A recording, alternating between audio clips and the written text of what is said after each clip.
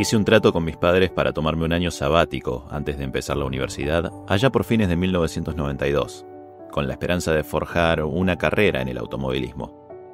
Todavía no fui a la universidad. Estas palabras corresponden a Christian Horner cuando fue entrevistado hace unos años. Apostó por el automovilismo desde abajo y terminó dirigiendo uno de los equipos más poderosos de la Fórmula 1 moderna. Hoy, en Virtual Safety Car, repasamos cómo se construye, se lidera y cómo se cierra una etapa que marcó la historia del deporte automotor. Primera parte, el Horner piloto.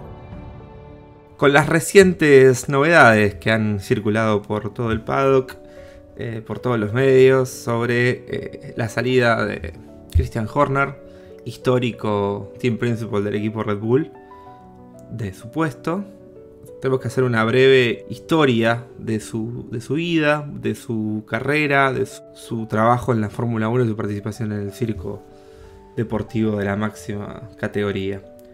Y esa historia nos lleva más o menos al año 1992, que fue cuando él decide dejar sus proyectos, dejar sus estudios y dedicarse enteramente a la Fórmula 1. Pero no de la manera que todos lo hacen o no de la manera a la que a todos nos gustaría. Porque fue un tipo que dijo, ok, me voy a dedicar al automovilismo, quiero ser piloto, pero tuvo un par de problemas ahí, no le salió del todo bien, se terminó dando cuenta que tal vez el ser piloto no era su fuerte. Los primeros años de su carrera deportiva, él atrás del volante, se dedicó a hacer sus recorridos como todo piloto, por el karting, después pasó a Fórmula Renault británica, pasó finalmente a Fórmula 3000, lo que hoy sería Fórmula 3, y es ahí donde él se da cuenta hasta dónde estaba su límite. Porque mientras mantenía su carrera como piloto, decidió en 1996, enero del 96, pedirle plata a su padre, a Gary Horner, para hacer una inversión por lo pronto llamativa.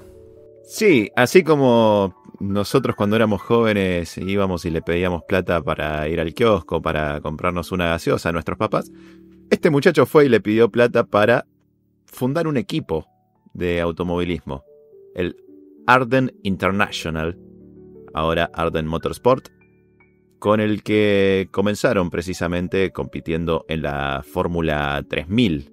Los éxitos que tuvo él al volante fueron pequeños, pero existieron. Pero los éxitos que estaba formando el equipo Arden eran un poquito más marcados. Empezó a traer buenos pilotos, a darle espacio, y él se sintió cómodo con esa cuestión de gestionar un equipo. Y finalmente en el año 1998 es cuando tenemos el quiebre. Resulta que Horner, todavía en su etapa piloto, decide hacer un test de pretemporada junto con Juan Pablo Montoya. Participan ambos en Estoril, en Portugal, el circuito de Estoril. Y las palabras textuales de Horner son: me di cuenta en ese momento que no podía mantener el nivel de compromiso que tenía Juan Pablo Montoya. Podemos suponer que por ahí sintió que no estaba al nivel, que no le daba el ritmo. Podemos suponer muchas cosas.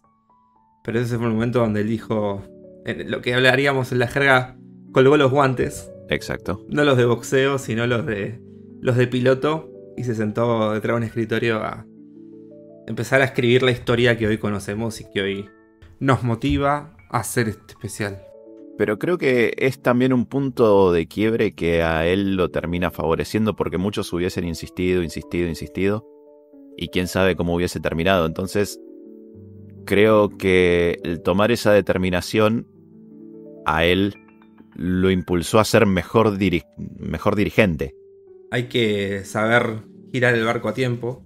Eso lleva tiempo, y entender hacia dónde uno tiene que ir es la mejor manera de llegar a un destino, al destino que uno quiere. Y ese es el momento en donde Horner empieza ya a trabajar desde el lado de armar un emprendimiento, armar un proyecto, armar una carrera desde el otro lado del paddock, digamos. Desde el otro lado del pitwall, más bien.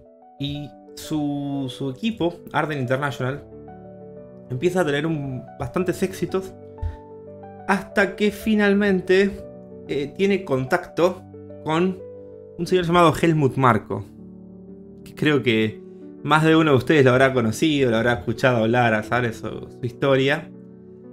También antiguo piloto. Lo habrá escuchado decir alguna declaración polémica en los últimos meses también. En los últimos años. Bueno, en los últimos años, ni hablar. Pero por ahí, para los que recién se suman, meses. Helmut Marko tenía una particularidad, y es, más allá de era antiguo piloto, en ese momento era director del equipo Red Bull Junior. Y era rival de Christian Horner, digamos, en lo que eran las fórmulas inferiores, digamos, lo que se llama la ladder, la escalera, ¿no? Entonces, en Fórmula 3000, Helmut Marko tenía un grupo de protegidos que los manejaba, digamos, sus pilotos, a la vez, mientras que Christian Horner tenía Arden. Y en ese momento es cuando Helmut Marko ve el potencial que puede tener Christian Horner y decide acercarse para proponerle puntualmente un negocio. Segunda parte, Red Bull y el ascenso. Para este momento, Red Bull no era más que un equipo de jóvenes pilotos que se dedicaba a promover a aquellos pilotos que tenían que llegar a la máxima categoría. Muy lejos estábamos de lo que hoy conocemos, pero ya el trato que ocurría entre Helmut Marko y Christian Horner era relativamente estrecho, más allá de ser rivales todavía en las divisiones inferiores. Pero finalmente, para fines del 2004, tenemos el arribo definitivo de Christian Horner y Helmut Marko, los dos, al Gran Circo, a la Fórmula 1. En ese momento, Red Bull, la empresa de bebidas, decide comprar Jaguar Fórmula 1 y rebautizarlo como Red Bull Racing. Y así nace oficialmente la escudería. Designa a Christian Horner como CEO y team principal y a Helmut Marko como consejero. Y es en ese momento donde arranca la historia que hoy venimos a contar en serie. La primera temporada de Red Bull Racing como tal fue en el año 2005 y para finales de ese año el equipo anunció la contratación del diseñador Adrian Newey, quien pasó a formar parte de la escudería en el año 2006. Newey, que venía además de hacer grandísimos autos en Williams y en McLaren, equipos campeones del mundo bajo su gestión. También alguno podrá decir, bueno, también hizo el Williams en el que falleció Ayrton. Es verdad, pero eso no opaca los grandes autos que ya venía construyendo previamente. Así que a partir del año 2006 pasó a formar parte de la órbita de Red Bull. Y es el año 2007 cuando Red Bull Racing presenta el primer auto diseñado por Adrian Newey. También justo junto con la llegada de los motores Renault, que en ese momento estábamos hablando de los mejores motores de la parrilla, y con la llegada de Mark Webber, joven promesa de piloto con la idea de ir a ganar todo. 2007, un año de transición, un año correcto. 2008, un año donde el equipo mejoró. 2009, tenemos el primer gran logro donde Sebastian Vettel y Mark Webber terminan segundo y cuarto respectivamente, y además tenemos el segundo puesto de Red Bull Racing en el campeonato de constructores. 2009, recordemos, el año donde ganó Brown GP, y es ahí donde realmente se empieza a formar el imperio Red Bull Racing y la dominación que luego tendríamos por 4 años. Y tengamos en cuenta también que en ese año 2009 recién había sido promovido a Red Bull Sebastian Vettel, como mencionabas vos recién, que en el año anterior ya había ganado una carrera en 2008 con Toro Rosso, precisamente, la segunda escudería de Red Bull, que eso siempre me pareció algo muy, muy cómico y muy particular, que haya ganado primero esa escudería una carrera antes que la principal. Es que justamente ese es un tema que podemos tocar también, y es que no solo Horner era director de lo que era Red Bull Racing, sino que también él estaba participando activamente de lo que era su segunda escudería. No como director, pero sí en la asistencia de las decisiones que se tomaban, y las dos escuderías trabajaban en conjunto. Toro Rosso es una escudería que se compra en lo que era Minardi previamente, una escudería italiana, que se compra en el año 2006. Así que en el año 2005 ingresa a Red Bull Racing, en el año 2006 tenemos Toro Rosso, y a partir de ese momento la dupla de escuderías no desapareció. Hoy sigue también, con cambios de nombre, pero sigue. Para el año 2010 tenemos la coronación de gloria de Vettel, Sebastian Vettel siendo campeón del mundo, Red Bull Racing siendo campeón de constructores, y además tenemos a Horner con 35 años, el segundo más joven de la historia como team principal, siendo campeón de constructores. El más joven fue Colin Chapman con 34, así que una diferencia ínfima. Y este es el momento donde tenemos la seguidilla: 2010, 2011, 2012 y 2013. Años hermosos para ver la Fórmula 1. Si no era porque eran peleadas las carreras, era porque Webber y Vettel se estaban matando en pista. Y lo que habían logrado Horner, Newey y Red Bull en su conjunto era para aplaudir.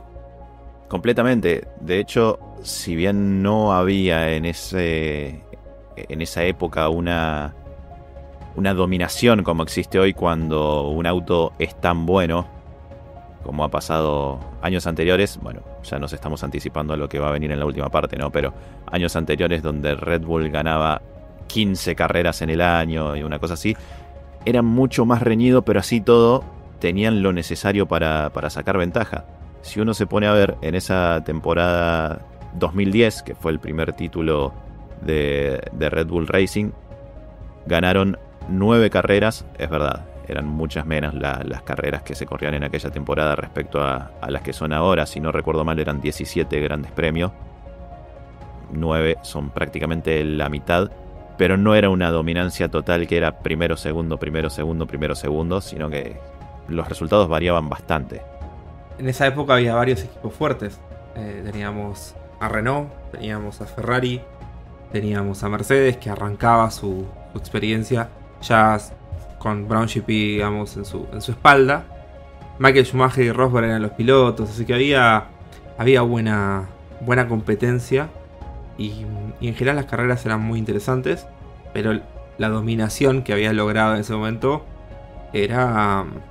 Se hablaba incluso de época, de equiparar la época de Ferrari a principios del milenio. Se hablaba de la época de Williams a principios de los 90. Ese nivel de dominación era lo que se hablaba. Arrancó una década y arrancó la dominación de un equipo. Durante esos años fue totalmente dominante Red Bull Racing. De hecho, desde 2010 hasta 2013 ganó tanto el campeonato de piloto como el de constructores, las 4 veces seguidas. Después sí, hubo años de dominación de Mercedes entre 2014 y 2020, con muchas cosas que pasaron entre medio, hasta que en 2021 apareció la mejor versión de Max Verstappen, junto con uno de los mejores autos que había tenido Red Bull en los últimos años. Todos recordarán la última carrera en Abu Dhabi contra Lewis Hamilton, pasándolo en la última vuelta para conseguir nuevamente, después de tantos años, otro nuevo campeonato, que en ese caso fue de pilotos, no de constructores. El de constructores se lo llevó Mercedes. Luego tuvimos años 22 y 23, que también fueron título de piloto y constructores, y en el 24, que solamente fue el título de pilotos. En total, 8 campeonatos de pilotos, 6 de constructores, en estos 15 años entre 2010 y 2024. Cabe destacar que los años donde Mercedes tuvo su dominación, hubo algunas jugadas claves de Horner, siendo team principal de Red Bull, que permitieron llegar a esto, permitieron llegar a estos 4 campeonatos de Verstappen. Y la primera de ellas fue haber apostado por Verstappen. Max Verstappen en el 2016 se sube en Fórmula 1 con 17 años. Una excepción, de hecho, bueno, no una excepción, pero terminó derivando en la creación de una regla llamada la regla Verstappen, que determinaba que los pilotos no podían acceder a una superlicencia sin tener los 18 años cumplidos. Recordemos que en esa época Verstappen se lo había bautizado como Crashtappen por su tendencia a ser bruto o impulsivo o descuidado con el auto buscando la velocidad. Pero Horner vio, ahí olió esas ganas y ese potencial que tenía Verstappen para ser campeón del mundo. Apostó por eso y en el 2018 finalmente tuvo otra apuesta que fue clave y dijo: che, a Honda no le fue tan bien con los motores en McLaren, pero me parece que es porque hicieron mal las cosas en McLaren. Yo voy a apostar por Honda. Vamos a aprovechar que tienen 3 años de desarrollo de motores que ya entendieron cómo funciona y es lo mejor que puedo hacer porque el motor Renault no va ni para atrás ni para adelante. Y decide finalmente contratar a Honda para sus motores cuando todo el mundo decía que no estaba en condiciones ese motor de ser campeón. Horner confió, Horner apostó y hay palabras en una declaración de Horner en el año 2022, si no me equivoco, 2023, donde básicamente le agradece a Honda todo lo costoso que fue, lo dedicado que fue el desarrollo del motor para permitir a Red Bull ser campeón del mundo. Pero junto con esas decisiones que tomó, se le sumó otra decisión, que venía adosada a la primera y que luego le traería algunos conflictos, de los cuales vamos a hablar en la próxima parte. Y es que su piloto promesa tenía también un padre. Tercera parte. El conflicto y la salida. Jos Verstappen, padre de Max Verstappen, antiguo piloto de Fórmula 1, antiguo piloto de Fórmula 1, compañero de equipo de Michael Schumacher, allá lejos y hace tiempo. Una persona repudiada por muchos como un mal padre, una persona dedicada y decidida a que su hijo cumpla con el deseo que él tenía, tal vez, de ser campeón del mundo de Fórmula 1. Fue el principal promotor, principal responsable de que Verstappen llegue a donde está, pero también fue una espina clavada en el costado de Horner constantemente, exigiéndole, haciendo declaraciones conflictivas, siendo bastante peleador en general con todo y recriminándole a Horner cuando Verstappen no tenía, cuando Max no tenía el mejor auto, cuando Max no estaba tan cómodo, incluso cuando Max no estaba en ámbito combativo, estaba contento con el equipo. Jos no era la persona que podías verlo sonriendo al costado, sino que lo veías que siempre estaba generando algún tipo de discordia. De controversia, sí. Es un tipo del que yo siempre digo, podrán cuestionar sus métodos, pero no sus resultados, definitivamente. Pero es cierto que es una persona que no es muy agradable en cuanto al trato, donde, por ejemplo, en el mundo de la Fórmula 1, donde siempre se trata de mantener todo en secreto o de poner una buena cara a pesar de que las cosas no salgan como corresponden, el tipo va y se planta frente a una cámara y dice: che, están haciendo todo como el reverendo Pip, y te lo dice.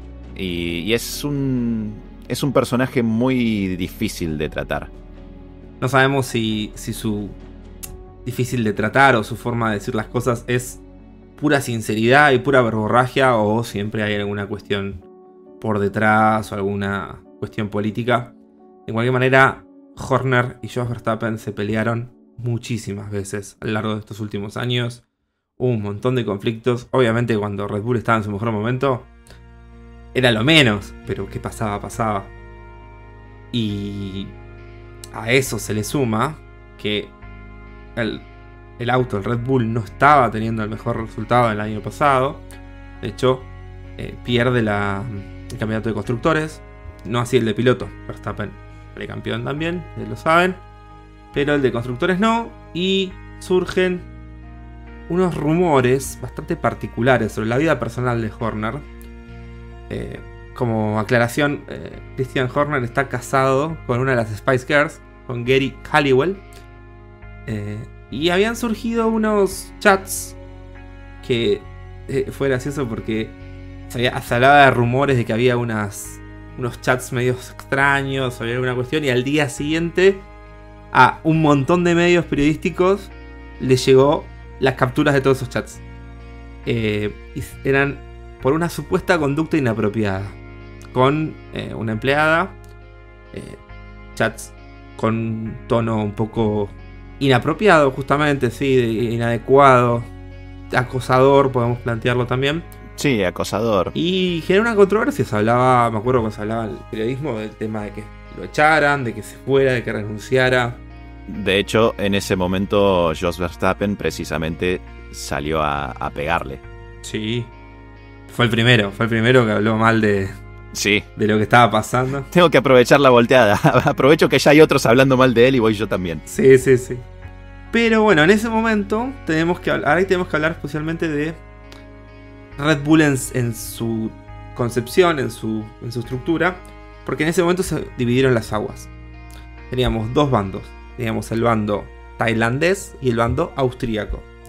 ¿Qué quiere decir esto? Red Bull es una empresa de bebida energética, formada por un empresario austríaco, Dietrich Mateschitz, que en paz descanse, que se asoció con un empresario tailandés que tenía la receta de la bebida, que también falleció y le dejó el legado a su hijo, y ambos controlaban en partes iguales de 49% Red Bull.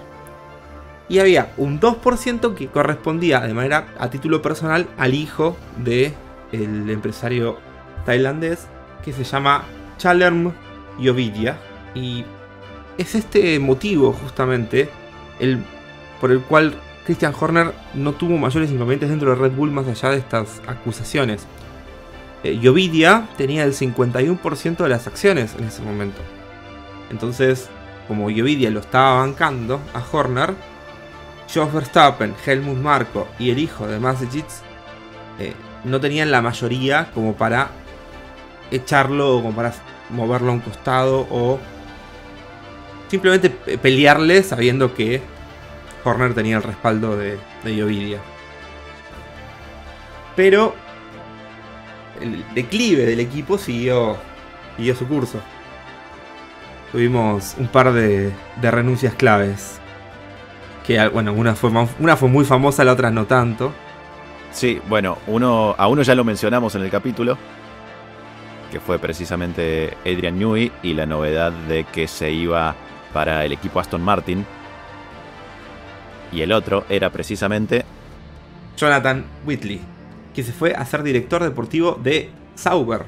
Con lo cual, dos piezas claves en el equipo Red Bull, en la parte técnica de Red Bull, ya no estaban más en el equipo. Y a esto se le suma que años anteriores había ido Dan Fallows, exacto, jefe de aerodinámica también, abajo de Newey, había ido Aston Martin. La fuga de cerebros en Red Bull estaba siendo evidente. No era una cuestión de un caso que por ahí, bueno, por temas personales o lo que sea, había problemas directivos, problemas internos, conflictos probablemente de poder dentro de lo que era la estructura Red Bull Racing. Y finalmente tenemos lo que nos lleva a hoy.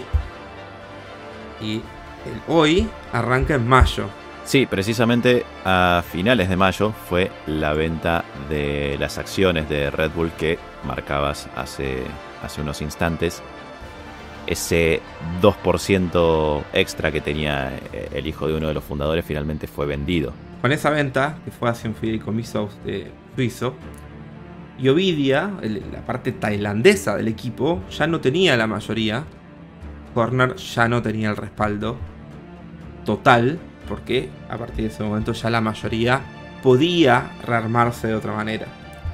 No sabemos si esto fue el detonante, si esto fue una decisión absoluta o cómo se terminó dando de manera interna, pero las noticias de que Christian Horner ya no es más team principal de Red Bull Racing y de Red Bull Powertrains y de Red Bull, todas las empresas de Red Bull ligadas al automovilismo, surgieron la semana pasada como un reguero de pólvora. Corrieron todos los canales de televisión, todos los medios periodísticos, todos los programas de YouTube, de stream, de todo. Sí, fue impresionante porque aparte veías, por ejemplo, el grupo de WhatsApp que tenemos, que somos, no sé, alrededor de 20 y pico de personas, que a todos nos encanta la Fórmula 1, y veías cómo se iban despertando y entraban al grupo y mandaban un mensaje: che, ¿qué pasó con Horner? Y así a cada 2-3 minutos aparecía alguno que recién se estaba levantando y se estaba enterando de la situación. Fue realmente algo completamente polémico, que de hecho, como dice Nach, vino de la mano de esta venta del 2% de la empresa, pero que esa venta en su momento no salió en ningún lado prácticamente. No fue algo que se haya dado a conocer. Fue algo que, bueno, se terminó informando la gente después, incluso después de que echaran a Horner. Sí, de hecho, fue una cosa que surgió en los últimos días con el tema de las notas, porque están empezando a relacionar aquello. Obviamente se sabía, porque las ventas estas de fideicomisos suelen ser públicas, por una cuestión de respeto por la trazabilidad, digamos, de las acciones y eso. Sí, claro. Tiene un nombre específico el motivo por el cual se hace, pero esas cosas son cosas públicas, información pública que está, pero relacionar eso a la salida de Horner recién se hizo ahora. Entonces... Sí, de hecho se hablaron muchas cosas respecto a la salida de Horner. Una era el supuesto trato, el supuesto contrato, mejor dicho, que habría firmado Verstappen con Mercedes. Por otro lado decían, no fue, el tema no fue que Verstappen firmó o va a firmar un contrato con Mercedes. El tema es que esa es la manera para que no lo firme, echarlo a Horner. Viste, como se empezó a hablar tanto y empezó a haber tantos rumores, que creo que también en base a eso nace esta búsqueda de información y este dato clave que fue la venta del 2%. Para mí se trata de una de esas cosas internas, políticas de la Fórmula 1 que no vamos a saber por muchísimo tiempo. Cuarta parte. La transición post-Horner. Y ahora se abre todo un abanico de preguntas, incertidumbres, porque el nuevo CEO de Red Bull, Lorenz Mekies, que venía de Visakayap, la escudería secundaria de Red Bull, se había ido hace unos años de Ferrari como ingeniero con una mano adelante y una mano atrás. Sí. Y fue contratado de manera inesperada por AlphaTauri. Y ahora pasaría a ser CEO de Red Bull Racing. Estamos hablando de una persona, Lorenz Mekies, un señor con mucho contacto político, mucha rosca política, pero ha metido un crecimiento muy importante en este último tiempo. Bueno, esto es la coronación de ese crecimiento. Y tenemos a Verstappen, que no sabemos si se va a ir o se va a quedar. Sí. Tenemos que ver quién va a tomar el rol de Team Principal de Racing Bulls. Tenemos que ver qué pasa con lo que son las otras divisiones deportivas de Red Bull. Por ejemplo, Red Bull Powertrains, que es compartida con Ford en este momento. Y todo esto ocurre en el medio de un cambio de reglamento y con cambio de motores también. Además. Entonces tenemos un montón de incertidumbres. Yo creo que todo lo que está pasando en Red Bull ahora claramente muestra que, o da la pauta de que pronto vamos a estar viendo un Red Bull mediocre. Yo pienso similar. Pienso que se fueron tantas partes importantes y tan de golpe que ya no van a saber cómo emparchar el equipo de la mejor manera. Y puede llegar a verse como un reseteo de Red Bull, como que vuelvan a ser aquel equipo del 2005. En cuanto a rendimiento me refiero, ¿no? Sí, igual me parece que puede ser una buena idea. Después de tanto tiempo con el mismo panorama, pensá que sí, hace 3 años que viene Red Bull tratando de hacer que su segundo auto funcione. Sí. Mínimo 3 años, pues en realidad. Recordemos que estuvo Albon, estuvo Gasly, estuvo Sainz, y todos ellos se fueron porque no podían competir de alguna manera con el auto que tenía Verstappen. Entonces, Me parece que tal vez hasta no sea una mala idea decir, bueno, borrón y cuenta nueva. 2026 será unos años, 2026, 2027, 2028, lo que dure esta generación, digamos. Será un tiempo para reencontrarse, para volver a armarse y tal vez con la próxima reglamentación volver a lo grande como nos tiene acostumbrados. Pero me preocupa también un poco por el lado de los pilotos, por ejemplo, porque si ya el equipo es una picadora de carne, sobre todo en segundos pilotos, ¿de qué manera van a afrontar este desafío tanto los pilotos como los directivos que van a quedar en Red Bull? Porque hasta hace poco, pensemos que a Lawson le dieron 2 carreras en Red Bull nada más y lo bajaron del auto. ¿Qué tanta paciencia le van a tener a partir de ahora a los pilotos, teniendo en cuenta que el auto ya no va a ser lo mismo, que el equipo no se va a manejar de la misma forma, que Tsunoda ya venía con una mala temporada, porque realmente las 10 carreras que hizo con Red Bull hay poco para destacar? Entonces, una vez que empiece el año que viene, o ya, más que el año que viene, este mismo año, la gestión de MX, ¿qué va a ser de los pilotos? Vos te preguntás qué va a ser de los pilotos, yo me pregunto qué va a ser de MX. Hay que ver si también tiene el mismo respaldo para seguir siendo Team Principal si no dan los resultados. Recordemos lo que viene sufriendo Ferrari con el tema de los Team Principals, que pasan uno atrás de otro. Sí. Ahora tenemos a Vasseur más o menos contenido, pero ya se hablaba de que tal vez se iba. Eso te iba a decir, se habla todavía de una posible ida. Y de hecho, uno de los que podría reemplazar a Vasseur, seguro esos rumores, sí, sería el mismísimo Christian Horner. Bueno, pero a Horner ya lo pusieron en todos lados en la última semana. Ya dije, no, capaz que se va al pin, no, capaz que... Bueno, déjenlo, que haga su vida, que se tome un año sabático de vuelta. Que se haga un panorama nuevo ahora con todo esto, es a dónde irá Horner. Y hay todo un debate muy interesante, y es que se habla, por ejemplo, que más o menos 80 millones de euros sería la indemnización que recibiría por echarlo. Y bueno, lo que se juega un poco con esta cuestión es si Horner por ahí aprovecha esa indemnización junto con algunas cosas que tenga él para decir, bueno, me compro parte de un equipo para que no le pase lo que le pasó. Te estaba por decir eso. El tipo con esa plata se compra un equipo.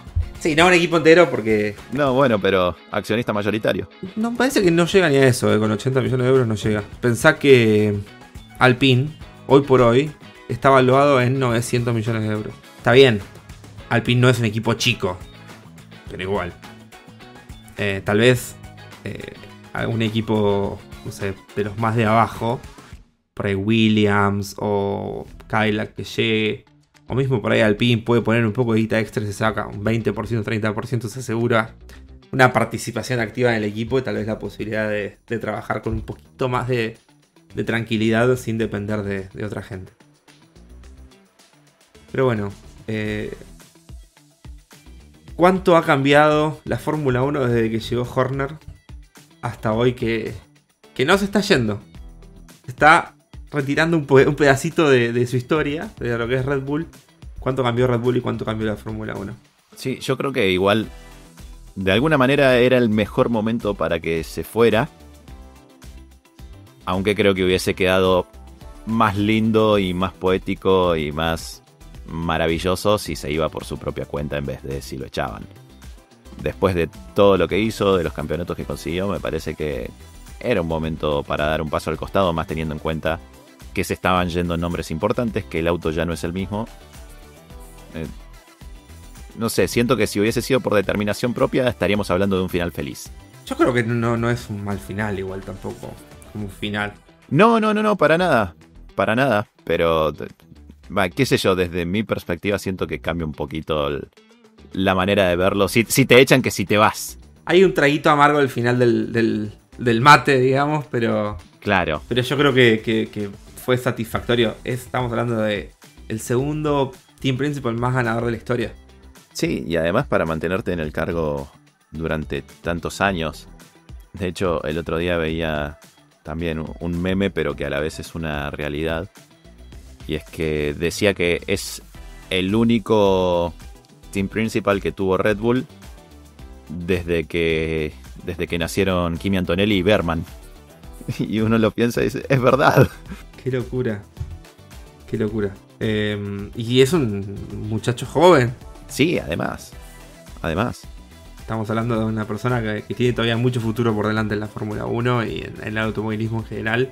Y ojalá no lo perdamos, ojalá lo tengamos ahí participando, siendo miembro de algún equipo, siendo team principal, CEO, lo que le toque ser, aportando su conocimiento al deporte, que ha sido excepcional. Sí, ¿sabes qué me gustaría verlo? No va a pasar.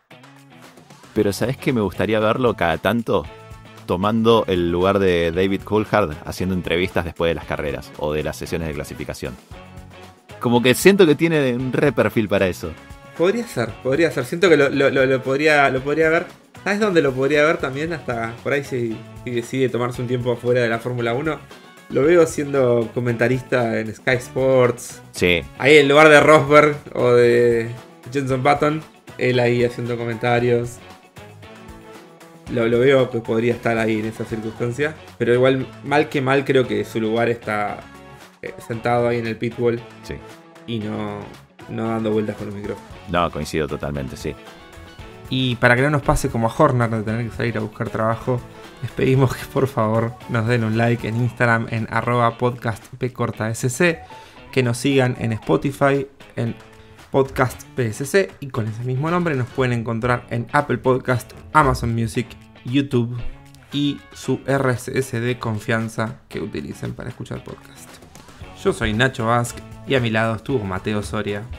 Muchísimas gracias y los dejamos con una breve reflexión del capítulo de hoy. Nos vemos la semana que viene.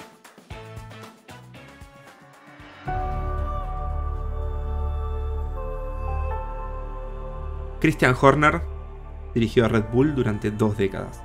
Convirtió una escudería joven en una escudería potencia, alcanzando más de 120 victorias, 8 títulos de piloto y 6 de constructores. En 2024 recibió la medalla de Comandante de la Orden del Imperio Británico por su contribución al automovilismo y a la industria tecnológica británica. Ya no es un jefe de equipo, pero su influencia sigue estando en todos los rincones del paddock y en la historia moderna de la Fórmula 1. Esto no es un libro que se cierra, es un capítulo nomás en la historia de la Fórmula 1, en la historia de Red Bull y en la historia de Christian Horner. Y como todo capítulo que se cierra y otro que se abre, trae más preguntas que respuestas.